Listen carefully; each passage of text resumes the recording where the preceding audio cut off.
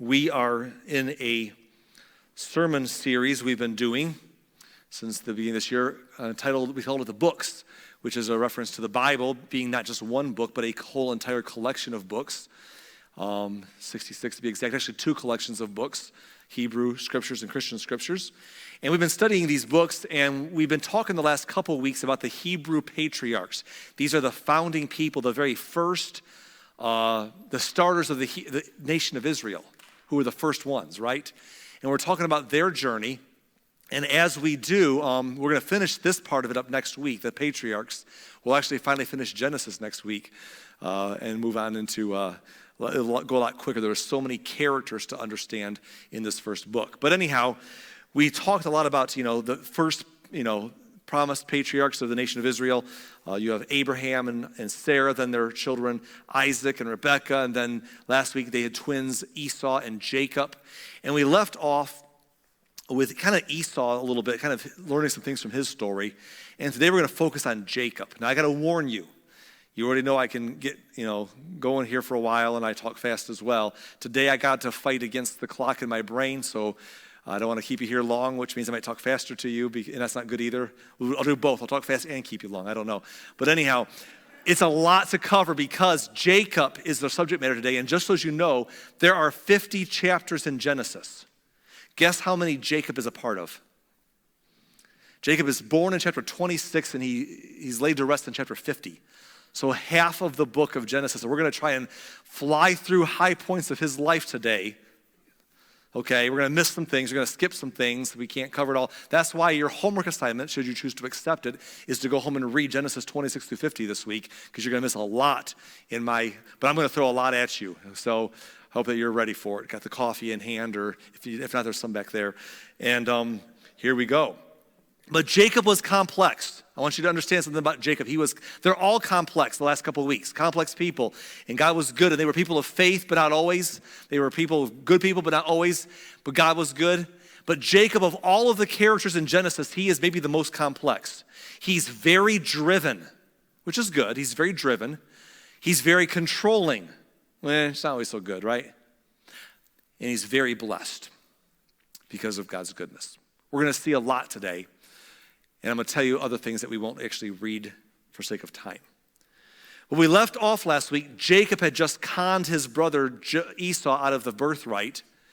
And we kind of talked about Esau losing his birthright to Jacob. We talked about it through the lens of, basically the lens was that Esau made a bad trade. We know that, right? But we don't talk about Jacob on that end. Jacob kind of made a rotten deal. And I know it was all fair in love and war. Isn't that how it goes? I mean, people do that all the time. We're like, hey, if I take advantage of people, it's their fault for letting me. And if I didn't, someone else would anyhow, so it's okay. It's easy for us to justify sometimes. And Jacob took advantage of Esau's bad decision-making to trade the birthright for a bowl of soup, And then he tricked his father, who intended to bless Esau anyway, and deceived his father to get the blessing. And so Esau wanted to kill Jacob, as you remember last week, and Jacob ran for his life.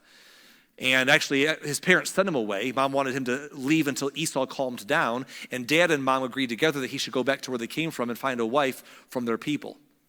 So Jacob takes off, and we pick up the story today, and here we go. Genesis 28, verse 10 says, "Meanwhile, Jacob left Beersheba and traveled toward Haran. At sundown, he arrived at a good place to set up camp, and he stopped there for the night. Jacob found a stone to rest his head against and lay down to sleep." That doesn't sound very comfortable to me, but hey, you do what you got to do. As he slept, he dreamed of a stairway that reached from the earth up to heaven. So picture that, folks. It's like a ZZ Top song or something. I don't know. He's like, looks up, and there's a stairway from earth up to heaven. And he's like, what in the world? And he sees angels of God going up and down the stairway. And at the top of the stairway stood the Lord, and he said, "I am the Lord, the God of your grandfather Abraham and the God of your father Isaac." Now I'm going to quickly pause there and make an observation. Am I on the right slide here? Okay. Yes, I'm the God of your father Abraham, and the God of your father Isaac. Here's what I want you to notice here. In the story, Jacob had never yet quite made God his God. If you were to read, we didn't point this out last week, but I want you to notice this. In an earlier conversation from last week's story, Jacob had said to his dad, Isaac, your God did something. He referred to him as your God, not my God, your God, not our God, your God. So Jacob was never identifying himself as calling God his God. And so God comes to Jacob in those terms and says, I'm the God of your grandfather, I'm the God of your father. Obviously, he's Lord of all. But he's saying to Jacob, I want you to acknowledge that too, but you're not there. And then he says to him, the ground that you're lying on, he's sleeping right now, he's having a vision. The ground you're lying on belongs to you. I'm giving it to you and your descendants. And Jacob's done nothing for this, other than con the birthright, which I guess he did something for it. But as far as for God's favor and blessing, that was on his grandfather Abraham. And God says, the promises I gave to Abraham to make his descendants a great seed, I'm going to give to your descendants. And this very ground you're lying on will be your nation. Verse 14, God says, your descendants will be as numerous as the dust of the earth. They will spread out in all directions, to the west and to the east and to the north and to the south. And all the families of the earth will be blessed through you and through your descendants. What's more, I am with you, and I will protect you wherever you go. And one day I will bring you back to this land. I will not leave you until I have finished giving you everything I've promised you. So Jacob is promised a whole bunch of awesome stuff by God. No strings are attached. I want you to see that. No strings are attached. God just says, it's all coming your way. As I promised your grandfather and your dad, it's all coming your way. I want you to see Jacob's response, because this is one of a few glimpses into his journey. Just like last week when he was a trickster, and his mom helped him be a trickster with his dad, you're seeing glimpses into who he was. Look at his response in verse 16. Then Jacob awoke from his sleep and said, surely the Lord is in this place, and I wasn't even aware of it. He was actually afraid, it says, of that dream. He builds an altar there, and in verse 19 it says that he named that place Bethel. Bethel means the house of God, although it was previously called Luz. In other words, he saw God on a staircase, and he's like, this must be where God lives. This is his magical portal to the other place, you know? And house of God right here. Then, here's what I want you to notice. Then Jacob made this vow. Here's what Jacob says to God. If God will indeed be with me, which he promised he would, and protect me on this journey, which he promised he would, and if he will provide me with food and clothing or otherwise enrich me, and if I return safely to my father's home, then the Lord will certainly be my God. And this is one of the early contrasts you can see between Jacob and his grandpa. Grandpa Abraham, when God came to him, he said to Abraham, I'm going to make a great nation out of you. Abraham had no kids. He said, Abraham, just go. Go where I'm going to tell you to go. And trust me, and I'm going to take you. And Abraham had nothing yet. No fulfillment, no blessings, just a promise of a future. But in faith, he left his homeland and went where God told him to go. He believed the Lord, and the Lord counted him as righteous because of his faith. But he went first, and then he waited a long time once he got there for the promises. But Jacob's not his grandpa. Jacob's over here saying, I'll tell you what, God, if you'll do what you promised you'll do, you haven't done it yet, so I don't know, but if you're good for your word and you'll do those things for me, once you do all those things that enrich me and bless me down the line, then you'll be my God. Then I'm on. I'm not going to go in faith and trust that you'll take care of it. I'm going to wait for you to do what I want, and then I'll make a deal with you. I told you earlier that Jacob is driven and controlling. We saw it with his brother. We saw it with his dad. We see it here. A bit manipulative. Oh, got to work the relationship to his advantages all the time and think about it. And this is just who he was in his journey. He even adds in verse 22, and this memorial pillar I have set up will become a place for worshiping God, and I will present to God a tenth of everything he gives me. If God does all this for me, I'll give him a tithe back at the end. But Jacob was basically bargaining with God in a different vein than his parents and his grandparents did. But that's just who he was. We're going to come back to more of that in a while, so don't forget that. Jacob heads off to Haran. He encounters Rachel, Uncle Laban's daughter. He encounters her along the way, and then he comes to Laban's house, and he stays at Uncle Laban's house, to again, wait for his brother to calm down, maybe get married while he's out here. He's away. And along the way, it says in Genesis 29:14, after Jacob had stayed with Laban for about a month, Laban said to him, "You should not work for me without pay just because we're relatives. Tell me how much your wages should be." In other words, if you're going to be here, besides room and board and just staying with me, let me pay you and put you to work here if you're going to stay a while. Now Laban had 2 daughters. The older daughter was named Leah, and the younger one was Rachel. So 2 daughters, 2 sisters, older one Leah, younger one Rachel. Okay, check this out. In verse 17 it says, "There was no sparkle in Leah's eyes, but Rachel had a beautiful figure and a lovely face." Now, I don't know exactly what that means in the first part. There was no sparkle in Leah's eyes. I grew up in the King James translation translates that she had tender eyes. Another translation says she was doe-eyed. Another translation says she had weak eyes or soft eyes. Here she has no sparkle in her eyes. I don't know exactly what that means. Maybe she had really bad eyes, had really thick coke-rimmed glasses. I don't know what the no sparkle means. But I do know that it's a contrast to Rachel. It says, so it's a contrast, but Rachel had a beautiful figure and a lovely face. So whatever Rachel was, Leah, it was sparkleless. That's all I know. Okay. Anyhow, it says in verse 18, since Jacob was in love with Rachel, he told her father, "I'll work for you 7 years if you'll give me Rachel, your younger daughter, as my wife." And this is a peculiar bargain to me for Jacob, because Jacob was known to be the king of good deals for himself. Remember, he traded his brother a bowl of soup for his birthright? I mean, you know what I'm saying? He's pretty much a good bargainer. This one kind of strikes me as odd, like 7 years for your daughter. I mean, can't you just elope? I don't know. But anyhow, he makes this deal with Laban, and Laban loves it. In fact, Laban says in verse 19, "Agreed. I'd rather give her to you than to anyone else. Stay and work with me." And here's why. Because Laban was around as a younger man when Laban's sister Rebekah was taken by Isaac, Jacob's dad's family, back to be Isaac's bride. He was there watching the servant swoop into town, tell her the news, she agrees, and they're gone with a few gifts left behind. And now he's got his daughters here, and he's like, this Yahoo's gonna come in here and do what, you know? So he's all waiting to see what's gonna happen. And Jacob's like, "I'll work 7 years for her." And he's like, "I get 7 years of work out of you? And you're sticking around for at least 7 years? Deal. We got a deal." So Jacob worked 7 years to pay for Rachel. I know it's weird, right? It's the culture the way it was then. It's different. I don't do that kind of stuff now. We should. I have daughters now. Anyhow, no, but Jacob, so Jacob worked 7 years to pay for Rachel, but his love for her was so strong that it seemed to him but a few days. That's pretty cool, isn't it? That's a pretty cool thing. He loved her so much, the 7 years was a breeze. Guys, there's something right there for you to think about, right? Girls, there's something for you to think about.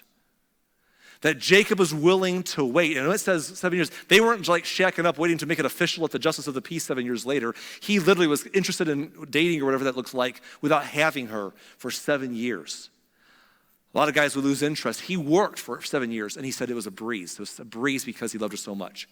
I wish all you girls would have enough self-esteem to yourself as you to say, "I am worth someone waiting for."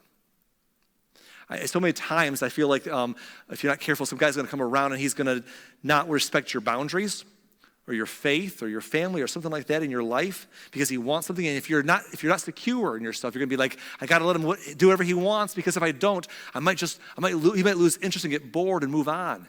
If respecting your boundaries and your faith and who you are makes him lose interest and move on, he did you a favor. Because at some point he might have you, and he might lose interest someday after you're together and move on too. Get bored. Okay? So don't buy that. You're worth it. Say, "Look, this is who I am, and is it worth doing what you got to do to pursue a relationship with me?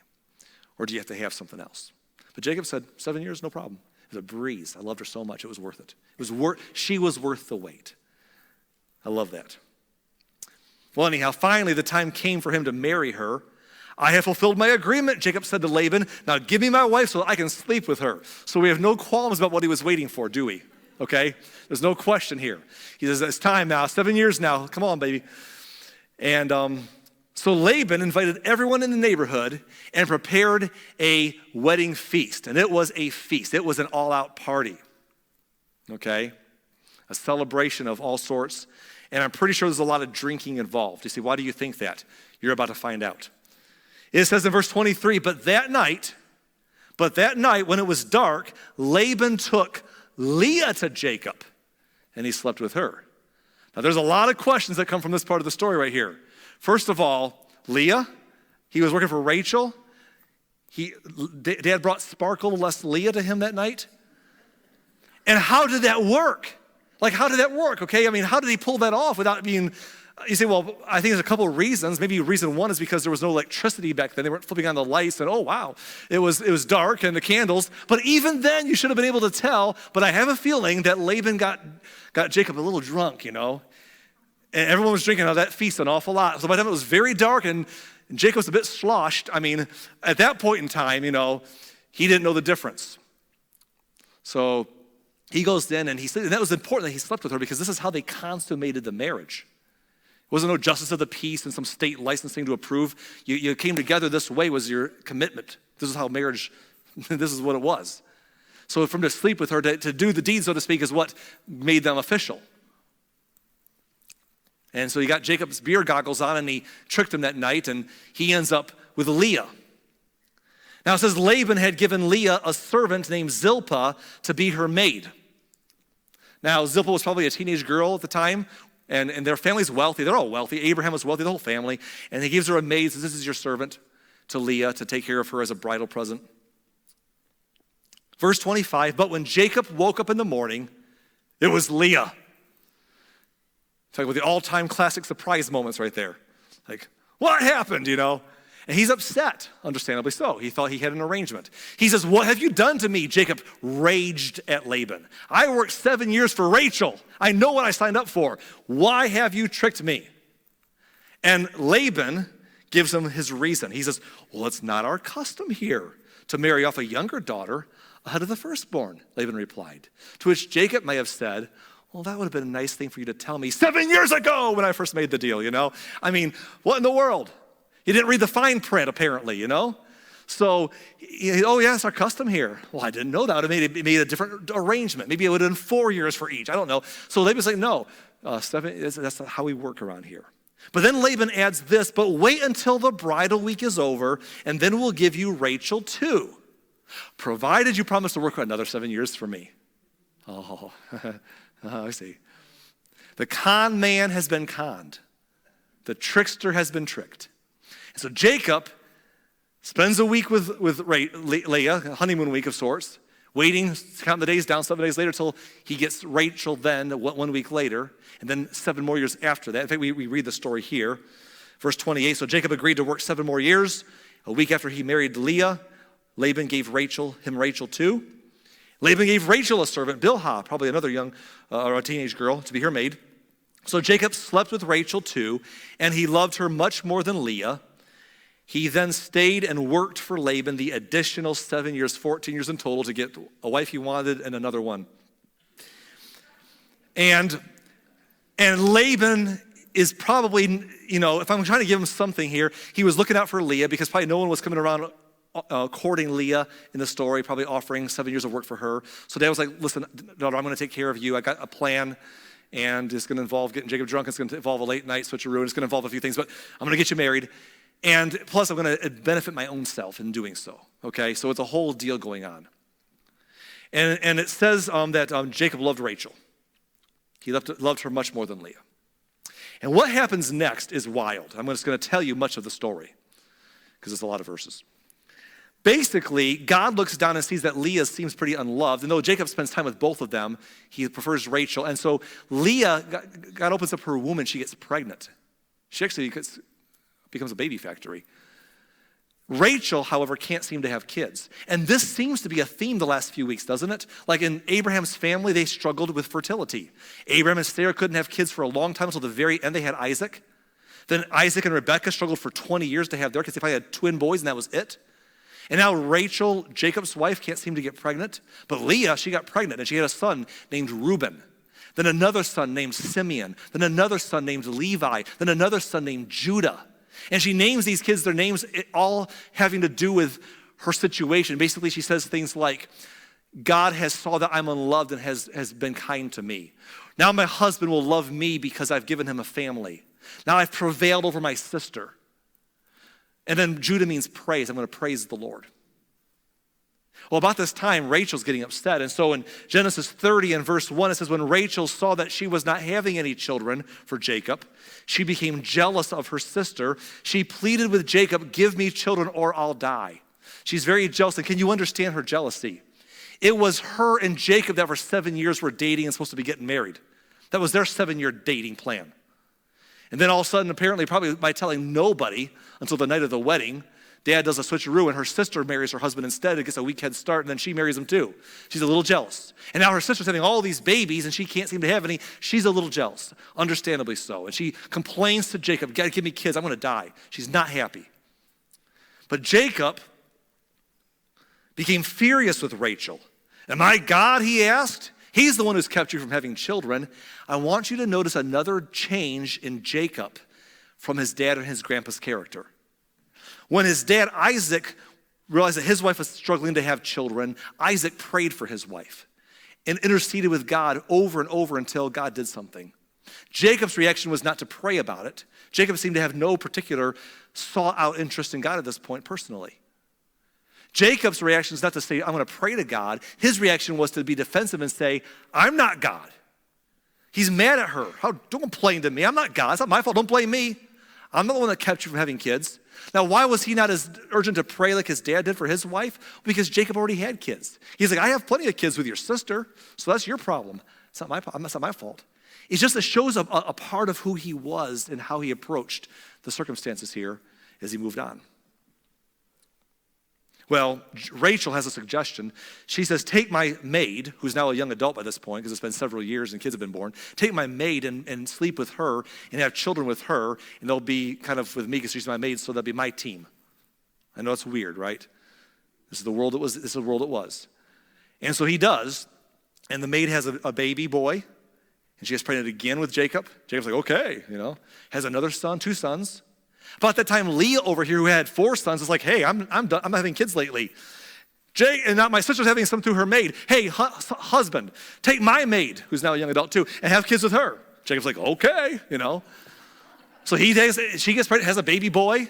She gets pregnant again, has another son. And I know this is all creepy stuff. It's like Handmaid's Tale type stuff, This is like a Hulu series or something here, I know.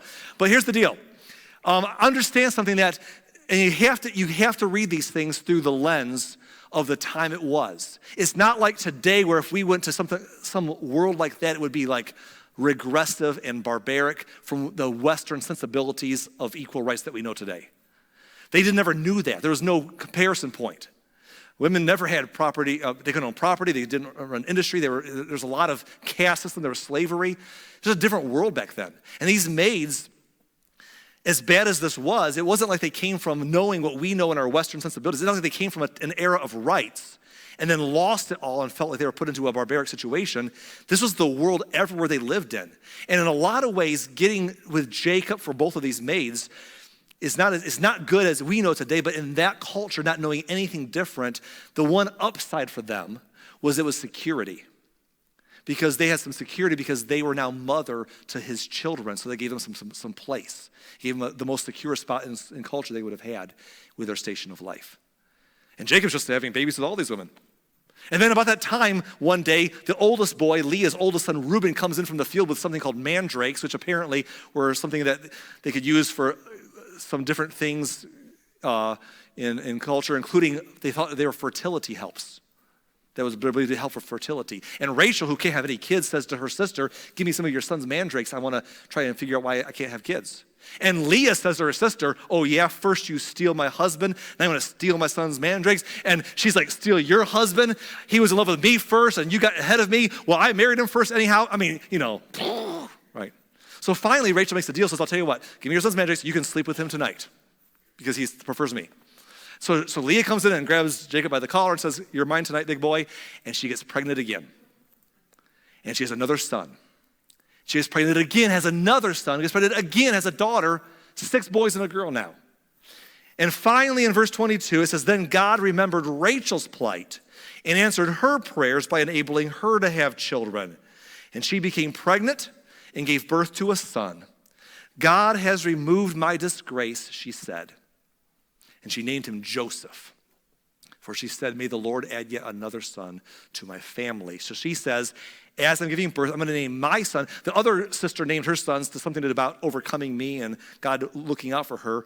I'm going to name my son Joseph with the stigma of God's going to give me another one. I'm not content yet.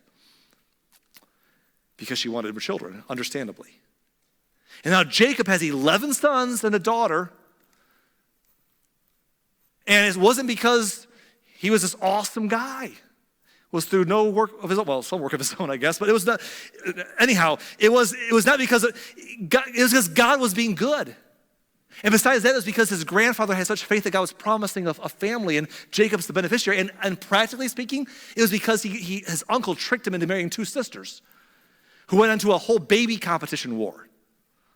And because of their rivalry, he's just like, I got a big family, man. He's going crazy on him.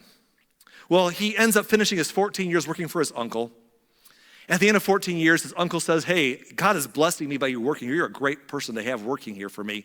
What do you want your wages to be now?" So Jacob says, "I want you to give me some of the sheep, not very many, certain kind of your sheep. You keep the rest, and that'll be my pay for working for you."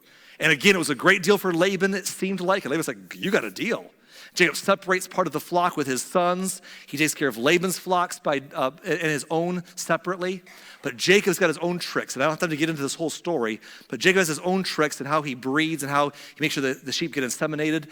And he ends up getting his own sheep to grow in number, to be strong and abundant. And at some point, Laban realizes that Jacob's flocks are growing more than his, so he changes the arrangement over and over again. But every time he does it, Jacob's also got a plan to make sure he's breeding them a certain way. And it's a big story. Basically, he keeps coming out ahead. They're trying to take advantage of each other. But Jacob keeps winning. And finally, 6 years later, it's been 20 years Jacob's been working there now. Laban's adult sons are getting upset that Jacob's gotten so wealthy off of their backs. Laban's getting upset, and Jacob's like, it's time to leave Dodge. So he goes to his wives and says, "Hey, I think," he basically spins a story. "I've been a perfect gentleman. Your dad's been a jerk all this time. I'm a great guy, And so we need to leave and get out of here to see my family." And the girls are like, "We don't care. He pawned us off for years of work. So we're just toys to him, apparently. So we're with you, man." So they sneak out one night and leave, take all their stuff, all their cattle. They just take off one day. And Laban, when he figures it out, gets his armed men and chases after them to chase them down. But as he's getting close, God warns Laban in a dream, "Don't lay one finger on Jacob or his family." So when he gets there, they have this heated conversation, little accusations back and forth. "You stole from me. You've taken advantage of me. You've cheated the system. You changed the rules." It's just this whole thing. And finally, as they talk, Laban realizes that he's losing. Jacob is yelling at some point there. He's just like telling him off. And Laban realizes he's lost the battle. Jacob's walking away with his family, his kids, and everyone's gone. And in that moment, he has to do something. Genesis 31:43, Laban replied to Jacob, "These women, they're my daughters. These children are my grandchildren. These flocks are my flocks. In fact, everything you see is mine. You got it all from me." And he's pivoting in a moment to realize that he's lost control. And Jacob has the upper hand, and he's walking away. And so he does what people do in those moments. He pivots. He says, "But what can I now do about my daughters and my children? So come, let's make a covenant. You and I be a witness of our covenant." And they made a deal. It's a long story. I don't have time to get into all the meaning of it. But basically, they made peace. Because Jacob is like, "See ya." And when they're done, he walks away and never comes back with the whole family. Because Jacob had control still. And he's been doing that all his life, and Laban had none anymore. But Jacob's still going on. He heads back home, and he prepares to meet, but here's one thing Jacob is afraid of, is his brother Esau.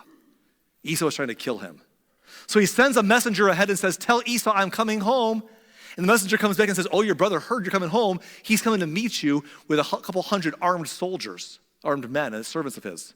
Oh, great, he's going to kill me still. So Jacob is terrified. He breaks his family into two groups and says if he attacks the one, maybe the other one can get away. And they're getting ready to cross the river one night to prepare to sleep, and the next day finally meet Esau. And Jacob is terrified. And the story goes in Genesis 32:22 that during the night, Jacob got up and took his two wives, let's start over again. During the night, Jacob got up and took his two sister wives, his two servant wives, and his 11 sons across the Jabbok River with them. After taking them to the other side, he sent over all of his possessions, and this left Jacob all alone in the camp. And a man came and wrestled with him until dawn began to break. And this is a little bit, we're going to see in the story before we read it here, this apparently is the Lord. This man is the Lord in some way wrestling with Jacob. And it's a weird thing. And it could be a whole sermon on this one point, I don't have time for that, but let me just talk about it for a minute here. The Lord's wrestling with Jacob. This man is wrestling with Jacob. Now, it doesn't seem like a very even match, you wouldn't think, but Jacob seems to be holding his own. And the best way I can explain this to you is if you're a mom or a dad and you've ever raised kids of your own. You ever wrestle with your kids, mom or dad, when they're little? And you're wrestling and you know you can take them. You know you can take them whatever you want to, but you're going a little easy on them so they think it's a fair contest. They're going to think that they're competing with you, but you know that you got another gear. And if you go to the next gear, it's over. But you got to be careful because you're stronger than them and you might accidentally hurt them, so you're walking this line. And if they're getting too rambunctious, you can take it up a notch and show them who's really got the strength. Well, Jacob's wrestling with the Lord. And he seems to be doing okay on the terms they're wrestling under. Verse 25 says, when the man saw that he could not win the match on that level, he touched Jacob's hip and wrenched it out of socket. Jacob was not letting him go. He does something and wrenches Jacob's hip out of socket. And he's trying to get away. In fact, in the next verse it says this. The man said, let me go, for dawn is breaking. But Jacob said, I will not let you go unless you bless me. So the man's like, I can make you, but obviously I can hurt you.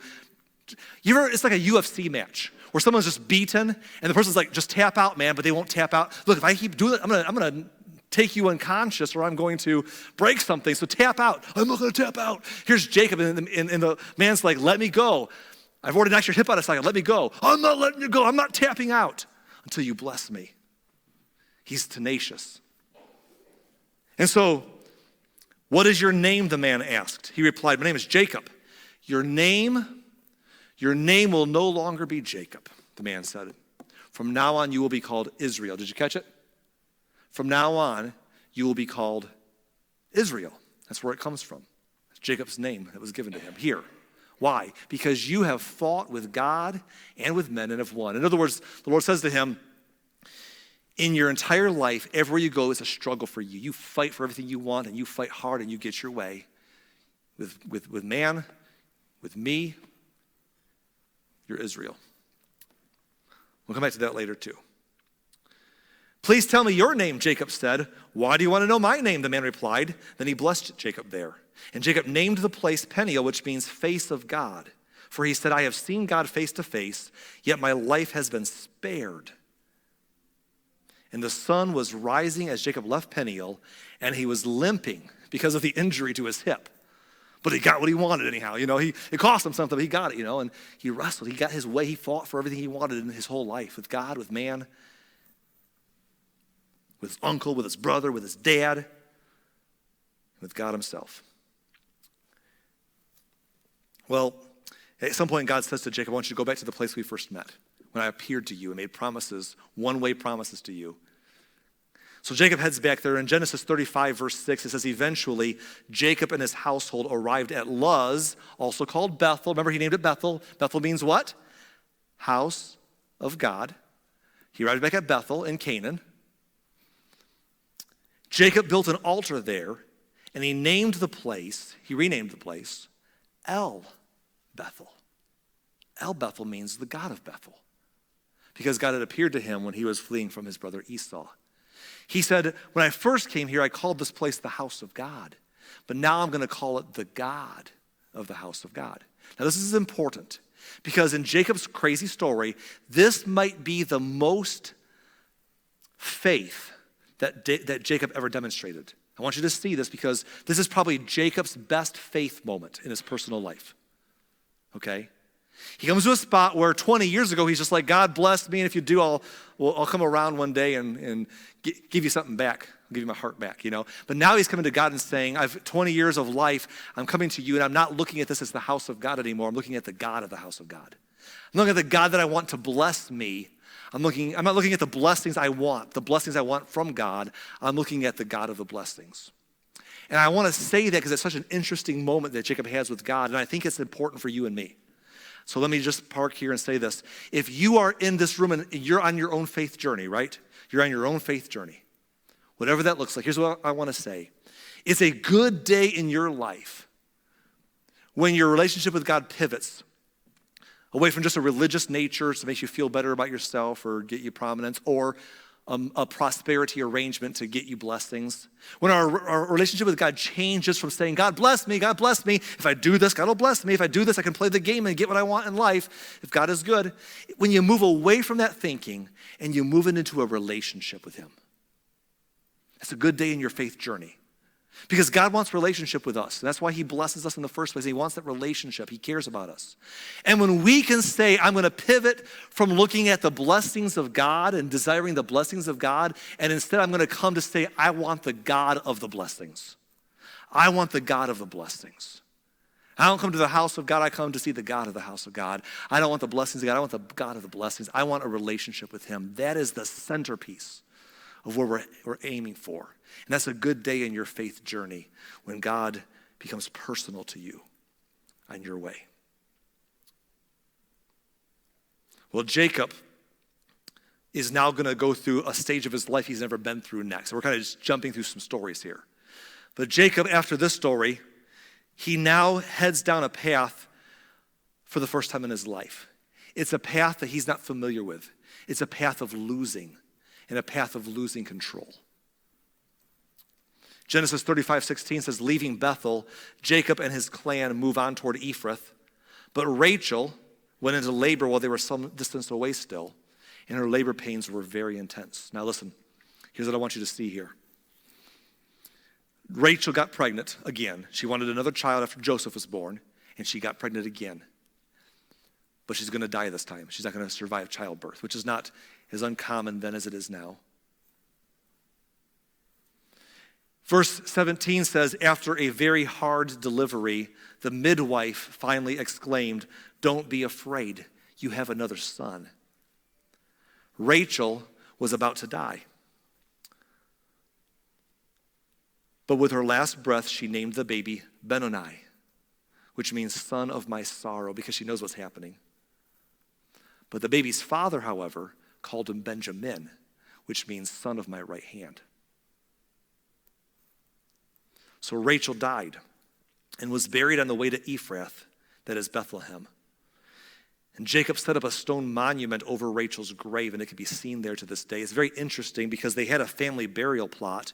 We'll talk about this later. A family burial plot, we saw it last couple weeks. And they usually transported people wherever they were, including far distances away, as we'll see, to the burial plot. But Jacob doesn't transport Rachel there. He buries her right there by Bethlehem, makes a stone for her, and just buries her there. Just an interesting observation. I don't have any point to make other than for you to notice that. And from there on, Jacob begins to go through loss. Jacob begins to experience something that all of us experience if we live long enough. And if you're older, what I'm about to say, if you're older, you're going to understand what I'm talking about. And if you're younger, you might not get this yet, but I hope you'll log this away and think about it. That as we get older, life begins to be about losing control. You see, when you're young, it's all about getting control. When you're young, you're like, I want to get out of my parents' house and be my own person, make my own rules, do what I want, go where I want. You get out, and then you realize you're got to work your job and obey someone's rules to get paid. But still, it's my life, my decisions. No one's telling me to curfew. It's getting your own life and your freedom. And then you fall in love and you get married, find a husband, find a wife, and you have a family if you do. And then you're in your kingdom. And yes, your kingdom is exhausting sometimes, and the days are long, but the years are short. And you live that kingdom of your life, and it's wonderful, and you're on top. But at some point, for all of us, we lose control. We start losing control. That's what happens. depending how we parent. Maybe when they're teenagers and we start coaching more and controlling less. Or maybe we're very controlling as parents as teenagers, and that's fine. But then as adults, they get to make their own decisions, and just like you did, desire their own way. You can't always make them do what you want, act like you want, go where you want, and you learn to cope with a loss of control, right? And then life becomes that way slowly until we die. Eventually we lose, our health gets worse, we lose control of we'll lose our driving privileges someday. Someday we lose our home sometimes and put somewhere else, and all the way to the end. And that's drastic extremes, but along the way, we learn that we can't always control everything like we once could. It's about learning to cope with that. And Jacob is about to go through a whole bunch of that. He lost the wife he loved, the one he wanted, Rachel, is now dead, giving birth to her second child. Then his nurse, Deborah, actually Deborah was his mom's nurse, but mom sent Deborah with him when he went to his uncle Laban's house 20-some years ago. And now she was like a second mom to him. She dies. He buries her. His dad, Isaac, outlived everyone's expectations. His dad finally dies. He has a relationship with his dad now. Dad finally dies. He buries his dad. His oldest son, Reuben, through his wife, Leah, sleeps with one of his maids and has intimacy with her, which is really goofed up. And Jacob knows about it. He's angry, but he can't do anything about it. Everyone's too old and too independent. His daughter becomes friends with a prince of a nearby city, not a good bunch of people. And in befriending this prince, she ends up getting a spot where the prince then pushes beyond her desires and consent and rapes her. And Jacob's upset but can't do anything about it. Then two of his boys go on a revenge kick and go off and kill a bunch of people because of it. And Jacob chews them out and says, how dare you? But they just mouth off to him and say, we're going to stand up for our sister whether you like it or not, basically. And Jacob can't do anything about it.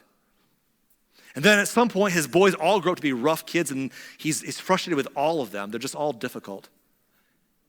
But he has one favorite son, Joseph, whom he loves, because it's the oldest son of his dead wife, Rachel, who he loved. So he spoils Joseph rotten, and Joseph grows up to be 17 years old, and one day, his other sons come back, the rough ones, with Joseph's coat that dad gave him, covered in blood, and says, apparently your son Joseph's dead. And he mourns so deeply that he says, I will never get over it until the day I die. Never. And it's bad. And then 20 years after that, a famine strikes the land. And he sends his sons over to Egypt because he hears there's food there. And they come back and say that the person thought they were spies, and they put his other son Simeon in prison there and won't let them come back for more food when the food runs out unless they bring their youngest brother Benjamin, whom they mentioned that they had with them. And he's like, you're not taking Benjamin. I'm not letting him go. So he holds off stubbornly, but as they're starving, they finally say, Dad, you got to. And he chews them out. You put me in a bad spot. He's mad at them. They insist. They take him anyhow. He just says, if I lose him, I lose him. And he's just going through a season of life where the control's gone that he always fought to have. Now, it gets good for him here because about that time, he finds out that Joseph is not really dead. He's actually alive and running Egypt. And we're going to get to Joseph's story next week, so hang on.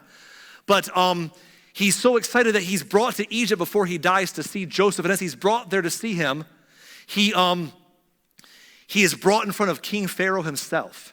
In Genesis 47, verse 7, I want you to notice this phrase and this wording. Then Joseph brought in Jacob his father and stood him before Pharaoh, and Jacob blessed Pharaoh. And Pharaoh said to Jacob, how many are the days of the years of your life? How old are you? In other words, Pharaoh's just fascinated by Jacob. He's like, this guy is the father of this awesome guy, Joseph, that I love. Tell me, how old are you, sir? And here's what Jacob says, and I want you to notice this. Jacob said to Pharaoh, the days of the years of my sojourning are 130 years. Few and evil have been the days of the years of my life, and they have not attained to the days of the years of the life of my fathers in the days of their pilgrimage. That Jacob says, my life has been shorter than my dad's and my grandpa's, and it's been horrible. It's been evil. Few and evil have been my life. It's been a rotten life. Really, Jacob?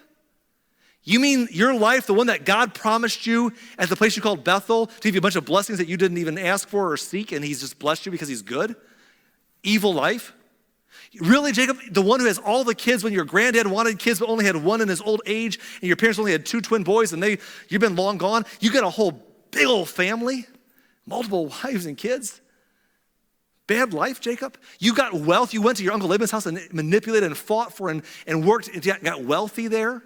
and then came back and your dad finally died, you got your double portion of your dad's inheritance, and you're so well off, and this land is yours, your life has been that horrible? There was nothing good in your life? Well, it wasn't all good, was it? Is it ever all good or all bad? But Jacob's summary was, few and evil have been the years of my life. It stunk. And I just want to point this out because I said this earlier. Jacob was a control person.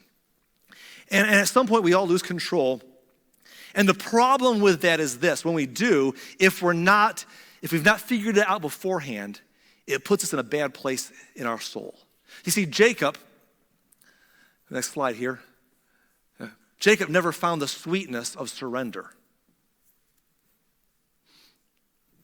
And it left him bitter. Jacob never figured out in his journey to surrender. He always figured out, I gotta win, I gotta overcome, I gotta get the best of my brother, the best of my father, the best of my uncle, and I lost, I'm gonna win over that, I'm gonna walk away when I do, and he's gonna just lick his wounds, but then at some point he could not control this narrative, and that happens to all of us. And if we're not careful, we'll alienate relationships, and Jacob's relationships were all alienated at this point. And at some point, if we're not careful, we're left very unhappy because winning doesn't always feel good, does it? They call it sweet surrender for a number of reasons. But when you tell someone who's a control person, who manipulates the world, who gets what they want in their marriage, who gets what they want with their family, who gets what they want in their workplace, in their neighborhood, in their church, in their subdivisions, they control their stuff. When you tell someone that about surrender being sweet, they'll be like, that's a terrible idea, that's stupid. I'm just driven. And driven is good. Some of us should be more driven. But there's a difference between driven and controlling. The difference between driven and manipulative. Between driven and narcissistic. The problem is when you learn to always control your story and the people around you to your end. If you don't figure it out beforehand, at some point we lose control. And at that point, it's hard to teach an old dog new tricks. It's not impossible, but it's hard. And even along the way as we win, we're not really happy. Very temporary, fleeting happinesses. If we never learn to give and take to others. Abraham did. Remember Jacob's grandfather Abraham when his nephew Lot was breaking up with him? And Abraham was like, I'm leaving. Abraham's like, we'll divide, it's fine. Pick the land you want, I'll defer to you. I want this land, you can have, I'll defer to you. Jacob never figured that out. He just got what he wanted. And when he couldn't do it anymore, he ends up as a bitter man. When life no longer let him have the control. Here's the thing. Even when he blessed his lovely son Joseph, Joseph brought his children to his dad, the kid's grandpa, to bless them. And Joseph wanted him to bless his oldest son first as the firstborn. But Jacob refused. Jacob says, no, I'm going to bless your secondborn instead. And Joseph says, no, Dad, that's not what I want. Bless my firstborn. No, I'm going to do it my way. That's how Jacob was. Jacob said, when I was the secondborn, I hated it, and I took advantage of my brother. And when Jacob blessed his own kids at the end, Jacob didn't even bless his oldest children. When Jacob gives his family blessing, he actually doesn't bless his oldest 3 kids one time. He just gripes about them all. He blesses his 4th son, Judah, for the first time. First one gets a blessing from him. And Joseph's kids says, I don't care what you want, son, with your kids. I'm going to bless your kids the way I want to. He just had control issues, and when he couldn't do it, he was bitter. Few and evil have been the years of my life. And it worked for him. I'm going to say something about this. I got to wrap this up. We're basically done. But please hear me. Stubborn people run the world. You know that, don't you? Stubborn people run the world. That's how it is in businesses, that's how it is in homes, that's how it is everywhere. Stubborn people run things because everyone else just figures out how to work around them and get things done around them. That's what you do. You figure out how to navigate around them and get things done because they run things. Manipulative people tend to get what they want because everyone else figures out how to just survive it and get around it. Control people get their controls. Narcissistic people get their way a lot. Until they don't someday sometimes. Until later on. But a lot in life, even sometimes way later in life. Stubborn people run things. But it doesn't end well here. And isn't that what matters? Well, Jacob eventually dies. In chapter 49, verse 29, then Jacob instructed them. He says, soon I will die and join my ancestors. This is interesting to me. He says, bury me with my father and grandfather in the cave of the field of Ephron the Hittite. Remember that story a couple weeks ago where Abraham bought a plot of land to bury Sarah, became a family cemetery? Check out verse 31. Jacob says, there Abraham and his wife Sarah, my grandparents, are buried. There Isaac and his wife Rebekah, my parents, are buried. And there I buried Leah. That's interesting to me. He did take Leah back and bury her there. And he said, he's all the way in Egypt. Take me back there and bury me there. Rachel didn't take her there. She's buried under a tree. But he says, when I die, take me back there and bury me with Leah. What an interesting dynamic he had with these sisters, these wives of his, all the way to the end. Interesting. And there's interesting people in these stories. Jacob was so complex. He was driven. Some of us ought to be more driven. It's good to be driven. Some of us need to be, maybe a good step. But then he was more than driven. He was controlling and manipulative. That's not good. But in the end, he was blessed. He was blessed because of God's goodness and because of him. He did some good things. And God was just good to him. God was good to him because God is good, and God was good to him because his grandpa Abraham was good, and God was promising blessings down the line. And God blessed him because his wives were pretty rambunctious too. I mean, there's a lot of evidence of God's blessing went down here. But Jacob was complex. And I want to say this to you because I kind of poked at us today about watching the control factors of our lives. I know that's not all of our problems. Some of us, we might need to be a little more driven, perhaps. That's our problem. But if you're a control person and you tend to fall on that side of things and you feel like I'm poking at you today, I am from a place of love. Here's what I want to say, because Jacob teaches us this today. To hear two things from me. Number one, God loves you. God loves you. He loves you so much. He loves you for who you are. Listen to me. He loves you for who you are. And that doesn't mean you're perfect. God doesn't love perfect people. I have problems, you have problems, we all have problems. But God loved Jacob, even though Jacob was complicated. And God loves you. And so if you're a person who you're getting bristling because someone's challenging your desire to keep things under tight control, don't mishear me. You are loved by God. You're loved by me. God will bless you. In fact, you'll probably get things done, a lot of things done, the way you want them done. There's a lot of good in that. But you tell me the truth. It doesn't bring a lot of real joy down here. And in the end, we all begin to lose that control. And if we're not careful, we'll find ourselves someplace a little isolated and a little bitter. And my warning to you is don't let it end poorly. You don't need to do that. You need to learn to let go and let God. But in the end, God used Jacob because of who he was and in spite of who he was. God used Jacob because of who Jacob was. It was a vehicle that God worked through, and in spite of who Jacob was. Just like he uses me because of who I am, the gifts he gave me, and in spite of who I am, because I'm an idiot sometimes, right? And so are you, right? I mean, we're all that way. God did what he did because God is good, and God works through us and with us and around us sometimes, oftentimes. Because in the end is this, that God, who is in control, is able to use who we are to accomplish his purposes. That he is sovereign, and God is able to use who we are, whatever that looks like, to accomplish his purposes. And it's an honor to be a part of the story, to be given life. And for God to take my good and my bad and everything in between and use it for his glory, because that's who he is. I'm proposing for some of us today, it's a whole lot better of a journey when along the way we learn to take our grip off of things.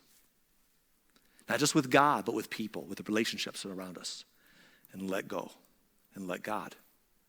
And find sweetness that comes in surrender that we're going to have to learn sometime, or just stay bitter. Let's pray.